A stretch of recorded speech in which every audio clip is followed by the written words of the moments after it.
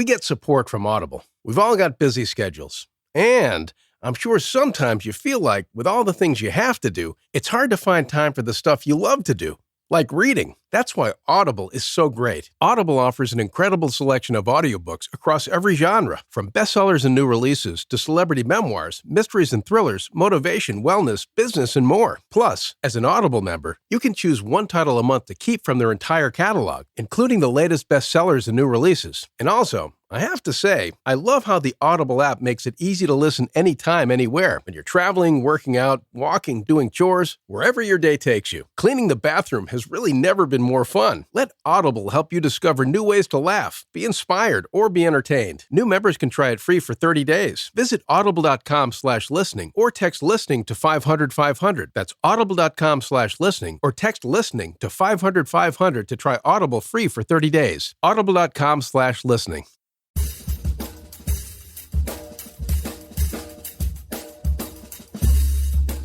I mean, no one plans to get sick, and yet, here we are. My name is Matthew Zachary. I survived cancer, a stroke, and COVID-19, and somehow I'm still here. I also survived our stupid broken healthcare system, and I want to help you survive it too. So let's go make healthcare suck less together. Because you know what? We're all out of patience. Hey, that's the name of the show.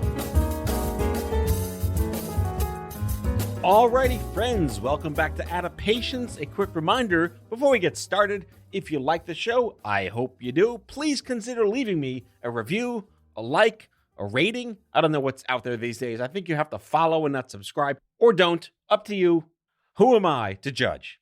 Anyway, on the show today, I welcome an OG friend of mine from the young adult cancer salad days, Loren Brill. Self-proclaimed, and I also agree with this, baking businesswoman and cookie titan. She became interested in health foods while battling Hodgkin's lymphoma. Getting cancer makes you realize you shouldn't be eating Twinkies. I'm not saying she was eating Twinkies, but you get the point. She couldn't find any store-bought snacks that weren't loaded with crap that might even give you cancer. So anyway, after she recovered, and we're really happy she did, she set out on another life-affirming mission and founded Sweet Loren's, which specializes in vegan cookie dough. Yes, you heard that right. Vegan cookie dough made with all natural ingredients that you can actually pronounce with less syllables. She wanted to prove that you could be good to your own body without giving up the sweet tooth. And for those listeners who have a sweet tooth for cookie dough, prepare yourself. It's a good one.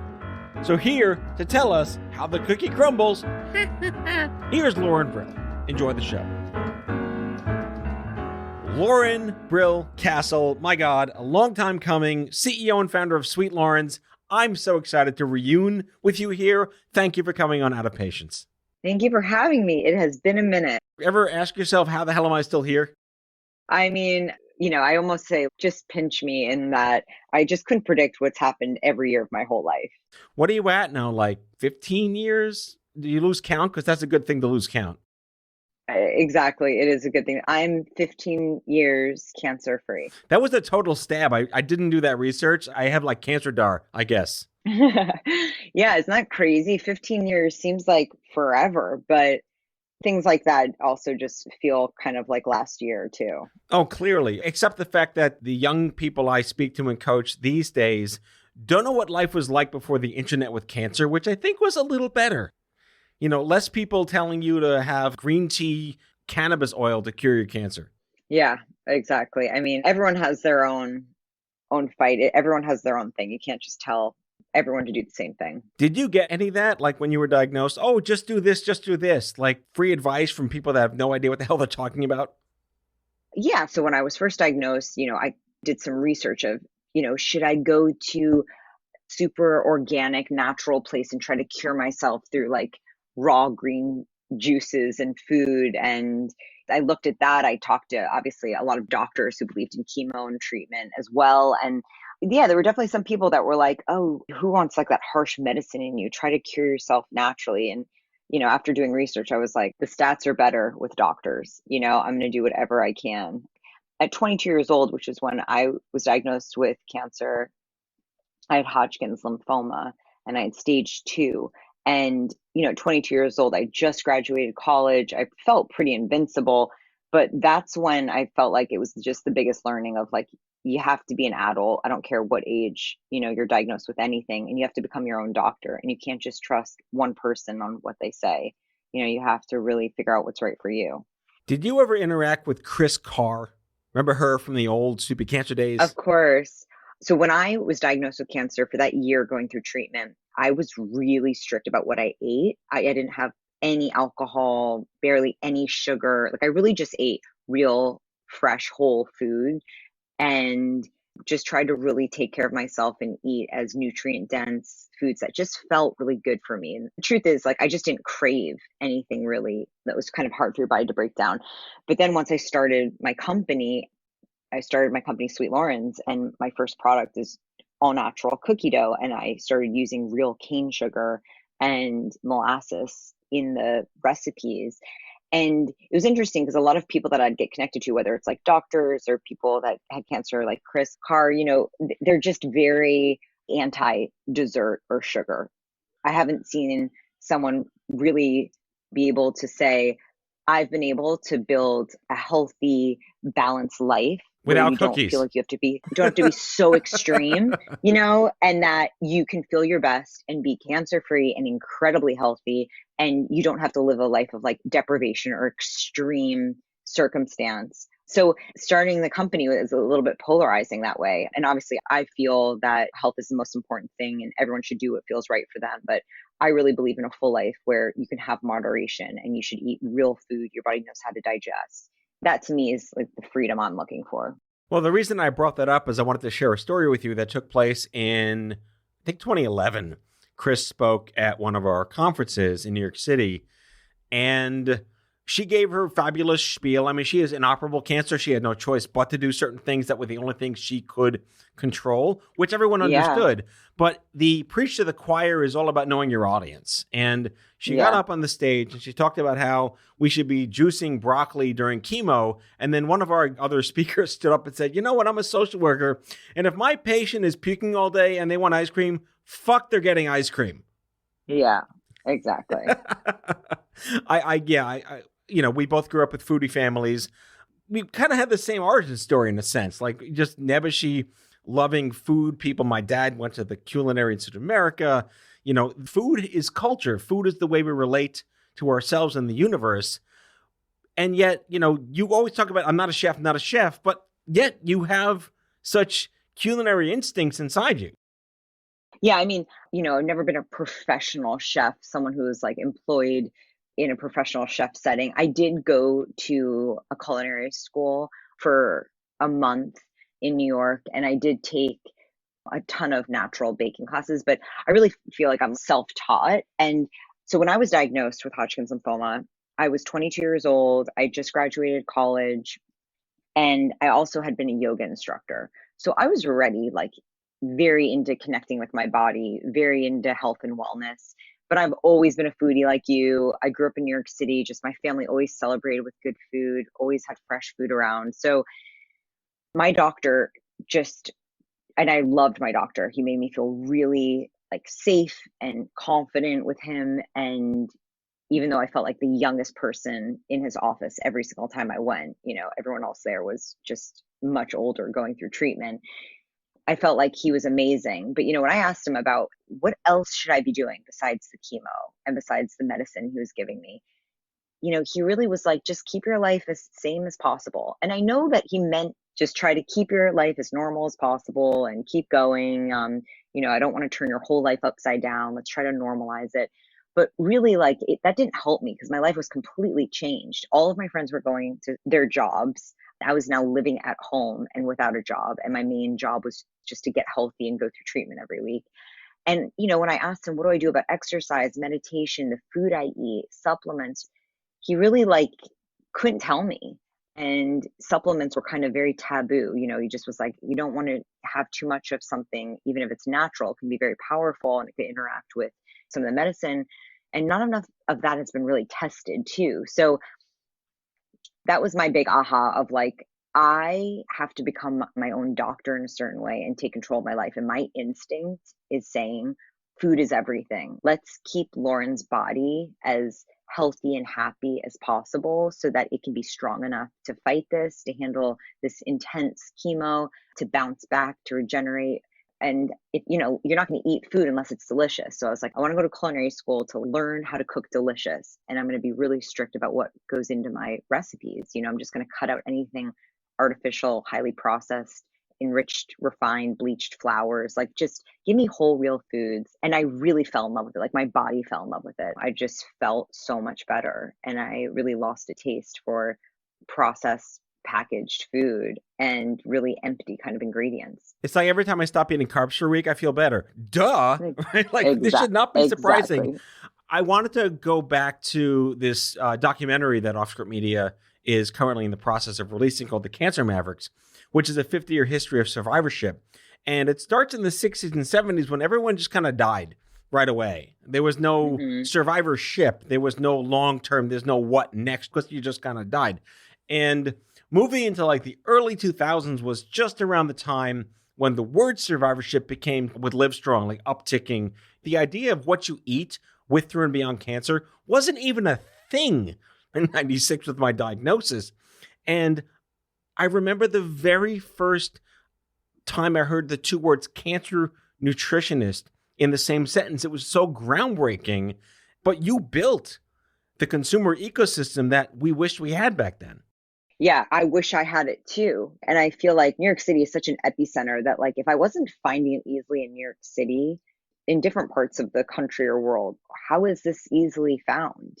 One diet everyone would feel better on is clean, natural food. I think we could all agree on that. But some people feel better being vegan. Some people feel better just eating fish. Some people are meat eaters. I mean, different body types, different levels of exercise, different belief systems, whatever it is. I mean, there's not just one diet for everyone, but just clean, real food that's less taxing on your body. And a lot of us just eat food because you're like, yeah, I get hungry. Of course I need to eat. But when your health gets stripped away, you're just like, oh my God, my body is everything. And I look at my body like the food is fuel. So like, it really, really matters what you put in it. And you really have to get connected consciously to your body to understand what feels better and just find the right balance. So yeah, I wish it was available to me, but I think what's even harder is that even if it was, and is now available, you still have to find out what's right for you. Everyone has to do kind of their own soul searching and what feels good for you, what makes you feel your best, and what's doable. So for instance, for me, when I went through that year of treatment, I cut out, all alcohol, all sugar, all refined flour. Like, I was extreme. And then when I thankfully, was free of Hodgkin's, I was like, do I want to live my whole life like this? Your food come to your senses. Right, exactly. And then you're like, I also know how precious life is, and potentially short. And so I also want to make sure I'm living each day to my fullest. I don't want to go through my whole life feeling like I was so deprived that I was miserable, or that I couldn't have a full life, or that I couldn't enjoy the things that other people were.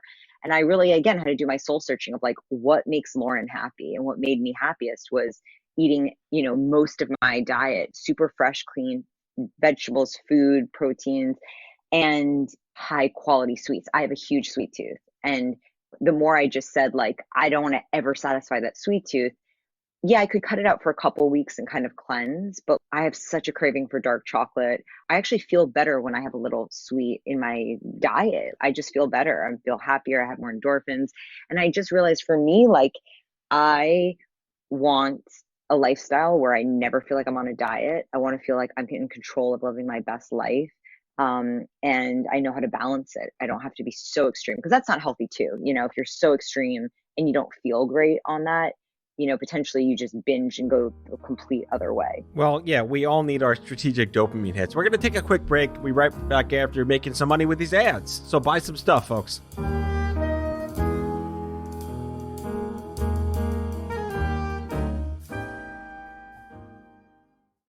Has your chronic illness made it difficult to continue working in the traditional way? Want to learn how to find and create flexible remote work that both accommodates your chronic illness and generates an income?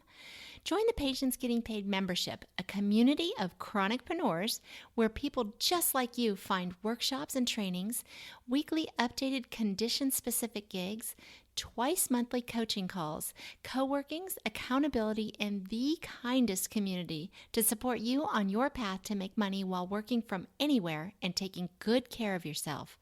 Learn more or join us at patientsgettingpaid.com. We all struggle with feeling like there's not enough time in the day to be productive personally or professionally. We all struggle to make our time matter. It's time to take control. It's time to start investing in the corporation of you. At Athena, they've helped over 700 ambitious professionals achieve more by connecting them with best-in-class, globally remote executive assistants. Athena executive assistants go beyond basic administration tasks. They help you make time matter through the art of delegation. They believe delegation is the superpower of all highly successful people. And your personal EA will help you get there. Your EA is a one-on-one long-term partner to help you achieve your personal and professional goals. Take back your time. Join the waitlist at athenago.com. That's athenago.com.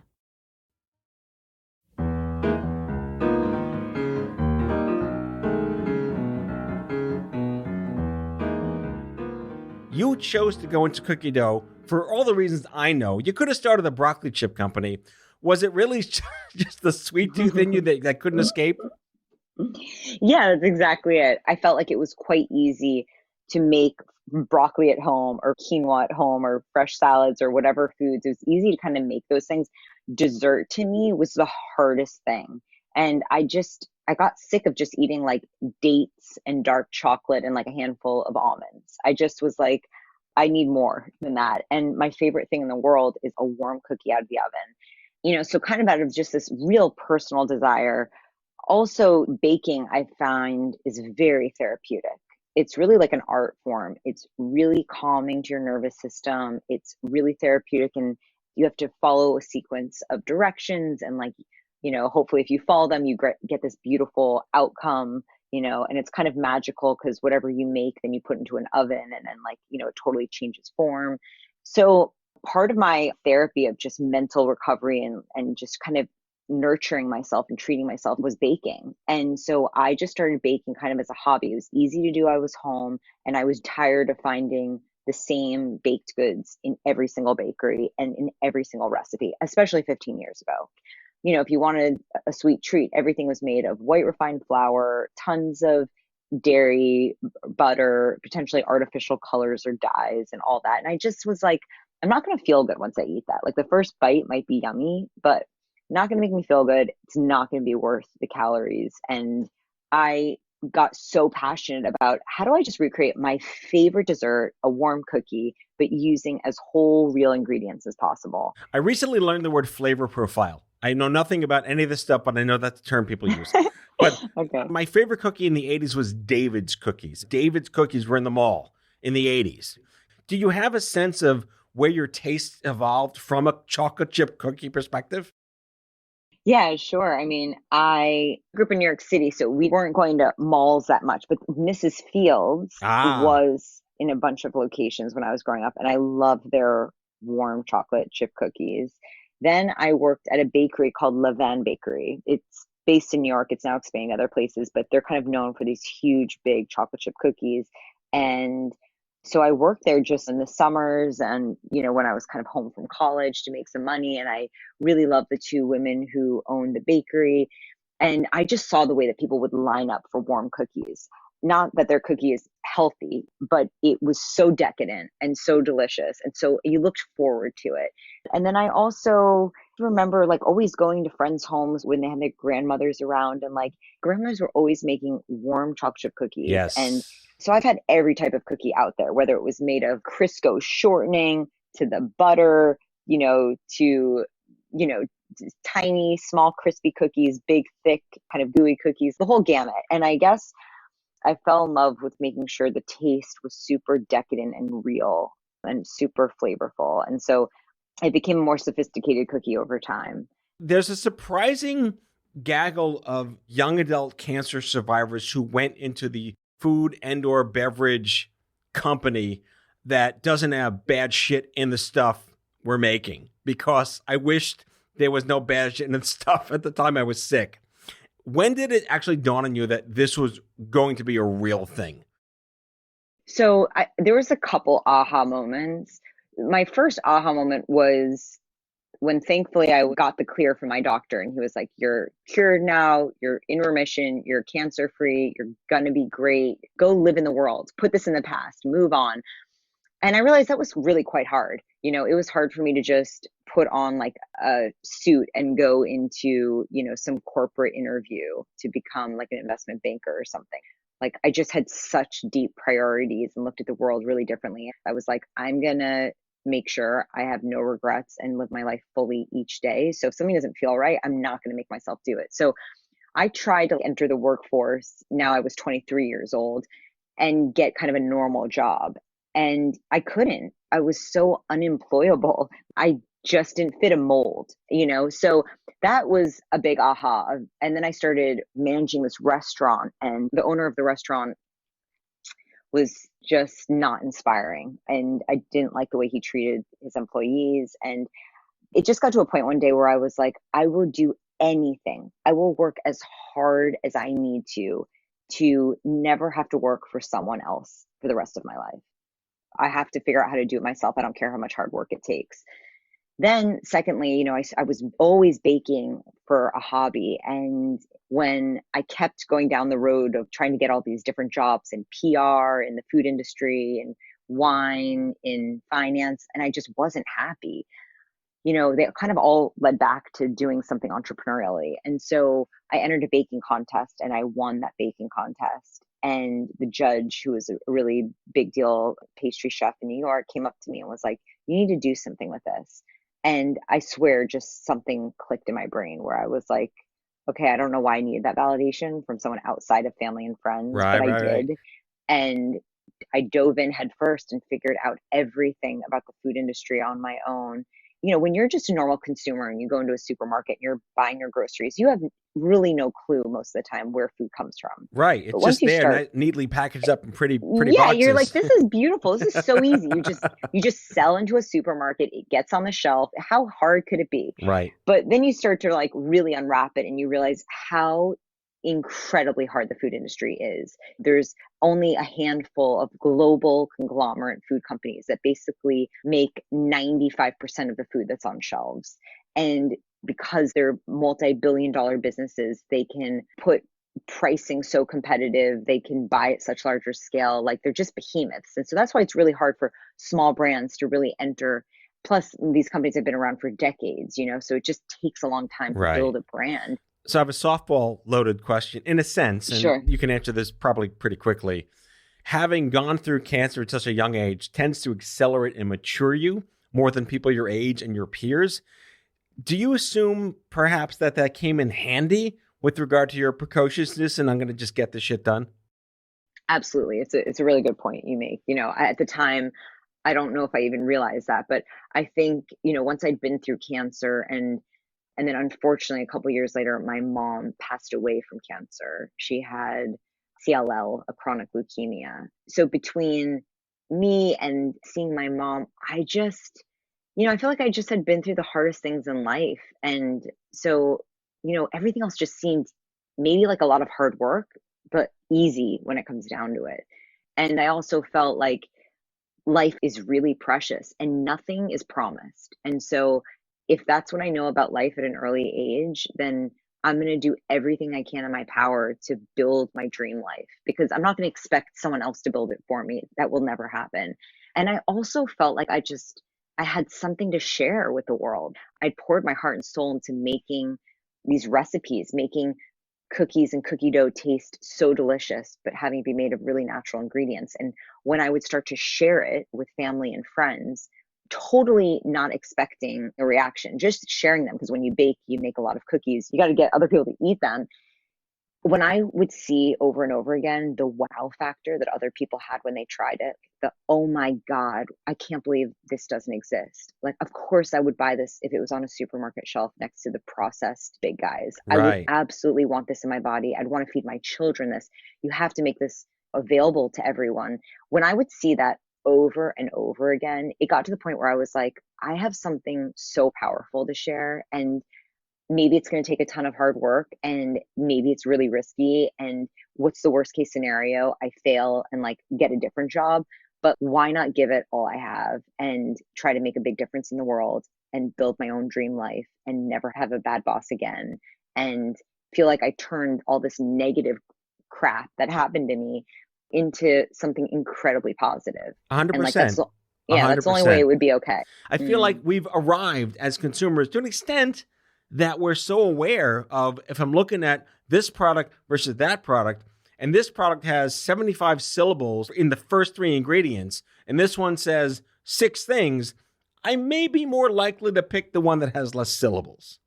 I agree with you. I think there's a lot of people that now read labels. I think there's also a lot of people that still feel like they're going to just buy whatever's convenient and tastes good and their kids like and their family likes. And they don't know necessarily what's cancer causing or not, or just what's going to make you sick. You know, it's not just cancer. It's just not feeling well. It's diabetes. It's obesity. Just processed bad food causes a lot of things, you know, and once you start kind of eating clean, you realize how much better you feel.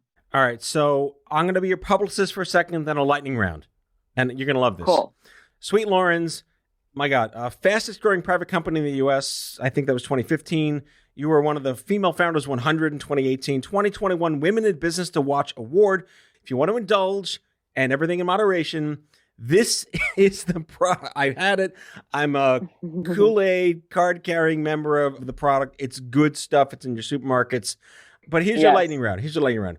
I have 9 cooking idioms that I'm sure you're sick of hearing.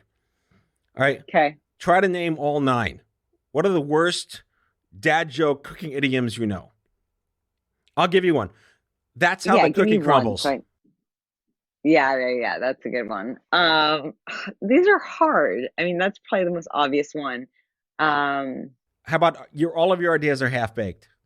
That's a good one too. Simmer down. Don't stir the pot. Come on, you could whip something up from scratch and just cook up a storm while grilling someone and turning up the heat. These are all good. Yeah, and just be careful. Really talks like this, but they're good. Yeah, and just be careful not to cook your books because the IRS is looking. Yeah, exactly. All right, that was the worst dad joke ever attempted on my show, but I am just so thrilled to have you on the show. It's such a success story. The happy accidents become the happy advocates, the unexpected people that do great things. And I commend you for all your success. Thank you so much. I so appreciate that. And I hope it's just a lesson out there for anyone that's gone through cancer or some other huge hardship. Don't let that define you. Turn it into a positive. I just want to inspire as many people to do that and to live a really happy, fulfilled life. Any way that I can help make people feel healthier, be happier, feel better. That's our goal for Sweet Loren. So you can find Sweet Loren's cookie dough in the refrigerated dough section of your local supermarket. You can check us out online at sweetlorens.com. We can ship direct to your home, or you can put in your zip code and find where we're sold. Loren Brill Castle, CEO and founder of Sweet Loren's, 15-year cancer survivor. Thank you. You are awesome. Thanks so much for having me. I'm so glad you're well. That's all for today, folks.